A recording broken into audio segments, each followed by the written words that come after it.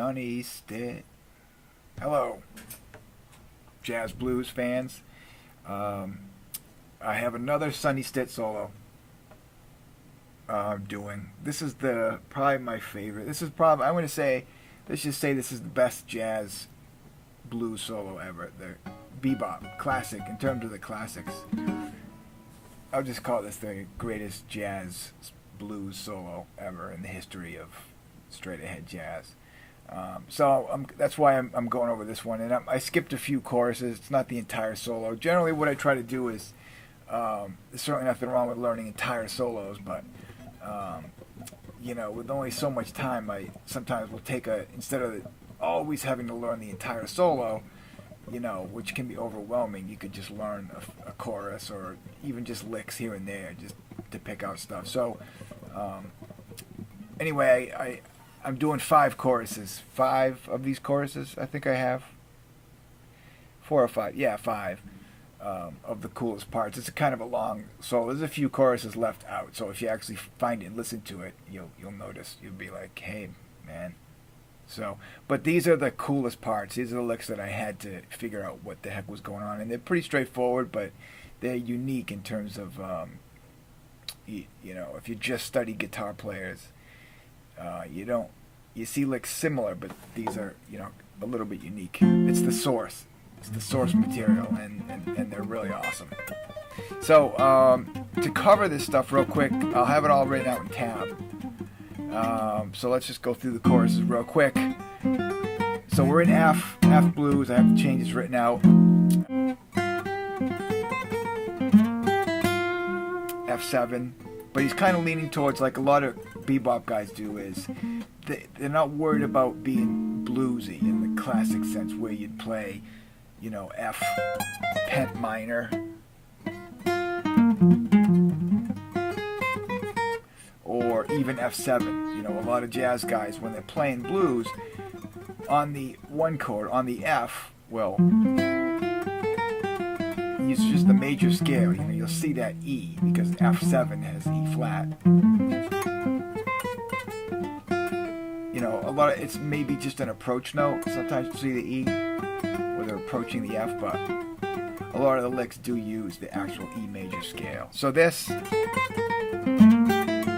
you could say that E is an approaching the F, G, E, F, but it's a very major tonality. Now he sets up the B flat with a B flat lick, playing the B flat arpeggio. Now here, this is really interesting. As soon as he hits B flat, this is all the diminished scale. Diminished. Now it goes back to F. The changes go back to F, but he stays in B flat diminished. Sonny Stitt does this in some other solos as well.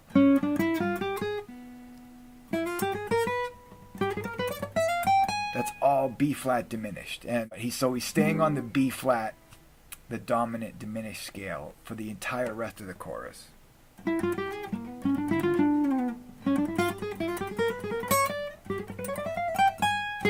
And then we start out the next chorus, which incidentally he starts out on the F with a diminished lick.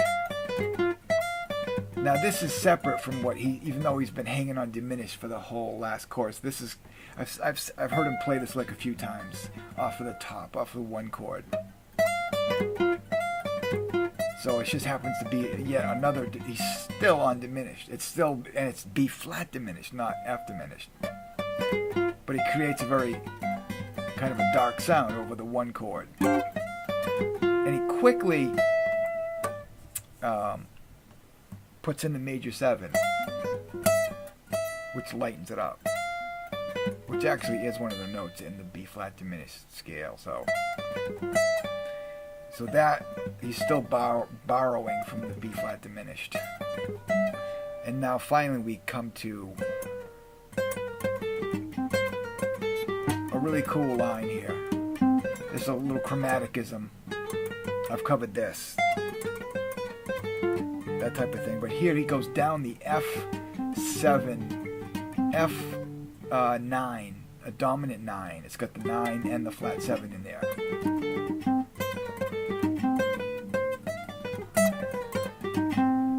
that's a cool little run. And then he does a cliche swing lick. That's cliche. I think I covered that in another video. These swing licks where you approach the flat 7. So we do some F pent, and then we're approaching that E flat of the, and then he does this Charlie Parker lick.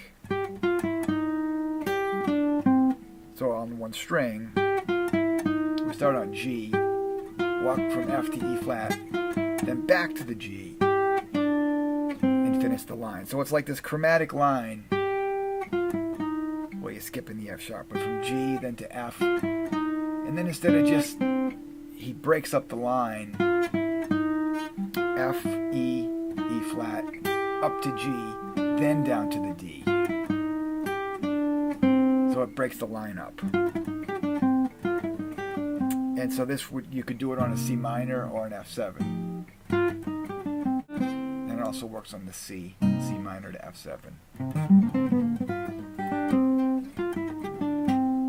Okay, now that takes us to the B flat. Now here on B flat, he does a lot of, on a B flat in an F blues, when you go to the 4 chord, you can then just think F minor, because F minor, the notes of the F minor 7 fit nicely over the 4 chord, the B flat. And plus, in a 2-5, F minor and B flat, those are together in the 2-5 of E flat. We see F minor and B flat together, so you can those two go together. So in a blues setting, when it goes to the 4 chord, we're in an F blues, it goes to B flat, you just take your F, you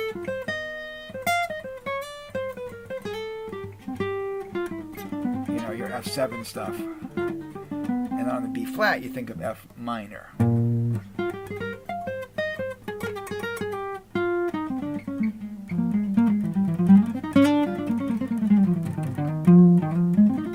All over the B flat. So that's what he's doing here. Just F, and here he, when it goes to the D7, he's getting that, the flat 9 of the D7. And then when it goes to the C in the turnaround, he's getting the flat 9 of the C. So that's kind of a cool trick. So on the turnaround where you get F to D7, that's when he's nailing that E flat, the flat 9, and then on the C7, he's getting that lick. So that's a kind of a really interesting swing lick. F pent, F major pent. Next chorus, really cool line here. He's approaching the F. This is just a straight F major. That could be used over an F major 7, you know, any major 7 chord. So it's another example of just thinking of straight F major. So he approaches the F note with that little sort of F major arpeggio, F major 7, and then just goes down the arpeggio. Then he approaches the C, the 5 of the F chord. So we approach the 1, then approach the C, the 5. And that leads us into like a swingish kind of swing lick. So that's a nice lick to remember right there, just approaching the 5.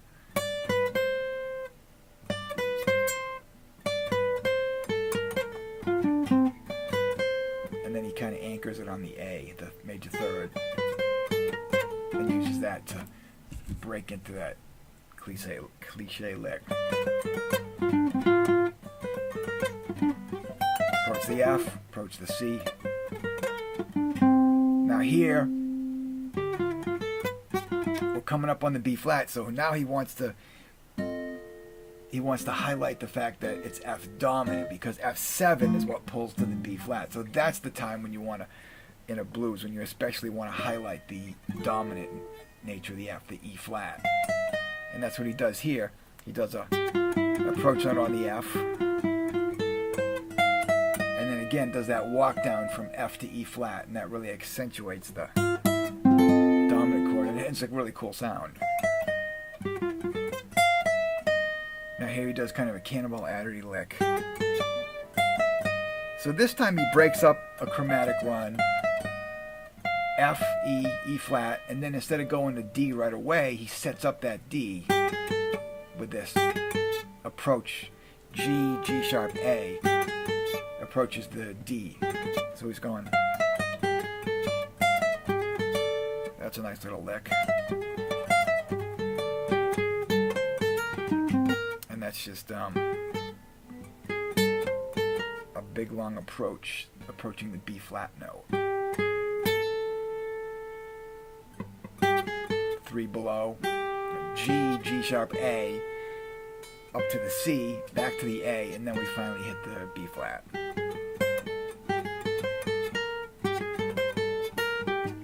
And then instead of going down the B flat arpeggio, just straight, he kind of goes down a C minor. So it's you know, a similar tonality, but he creates a little bit of tension. So you get, and then he leaves some space on the second half of the B flat.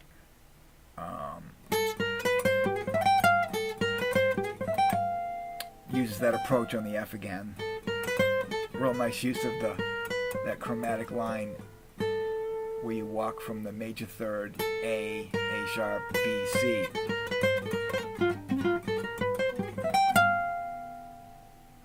And now we have the 2-5 on the G minor. He's doing a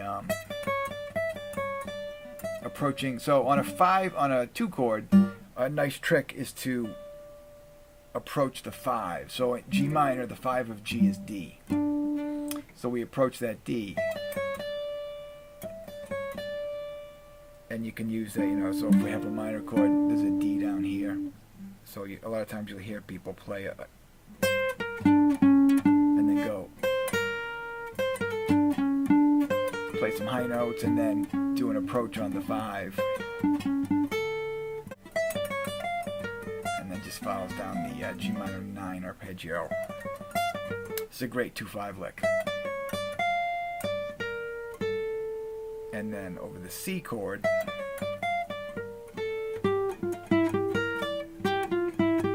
is going up like a C7-9 arpeggio, and falls into the major third of F on the C. So that's a great little 2-5, you know, to practice in different keys. So if you're in C, on the D we go. On the G. It's a great little lick. And that takes us to, then you leave some space on the last bar. The final chorus, so 4, 1, 2, 3, 4 choruses I'm doing. So the final chorus, he comes in on the end of 2, 1, 2. Just more really cool swing stuff, kind of based in F major pentatonic, with that chromatic line. I did this in another video, but you know, when you're playing pent, there's a long chromatic line. You can start almost from the G.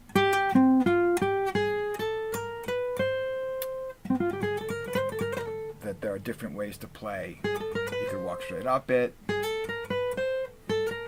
go up the scale, and then walk down. You know, there's all kinds of variations on these. And then he's using that F7 arpeggio again. So these helped you to just see how to play some of these cool licks. You know, they give you some good ideas. But this particular version, right there, it's a great line. And now he's walking up that chromatic thing like I just mentioned.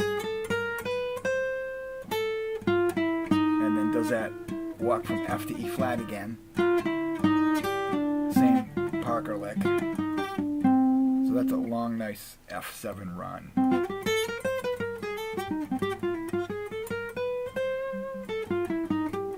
Now it goes to the 4 chord B flat. He does all F minor again, repeating this lick, but expanding on it a little bit,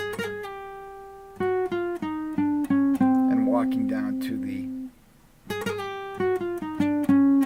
landing on the C. So now where he's approaching the 5 of the F. So on the B flat, he play all F minor. Now when we get to F, he plays a, that's just a big F, F dominant 9 arpeggio. Here, and on the D7, what this is he's just playing an A flat minor. It's a tritone substitution of D, is to play A flat. He's changing it to minor, which also works because we're headed to a G minor. So he just pulls into it with the A flat minor. Plays this lick, which is A flat minor, and then does the same lick 1 fret below on the G. So we got F, F7, on the B flat, it's all F minor, falling into the C, the 5 of F, then the F7 arpeggio. Now A flat minor, which leads to G minor, and then on the C, he sits out. On turnaround. On this turnaround, he leaves the whole thing blank, and that's it. That's the solo. These are probably this is the coolest example of some straight ahead playing that really works. You should definitely want to listen to this solo. Au Privave, the French, however you say that. It's the version of Sonny Stitt playing with Oscar Peterson, and Joe Pass might be on it. I'm not sure. It's been a while since I've actually heard the actual solo itself, but I'll put some of that information in the video.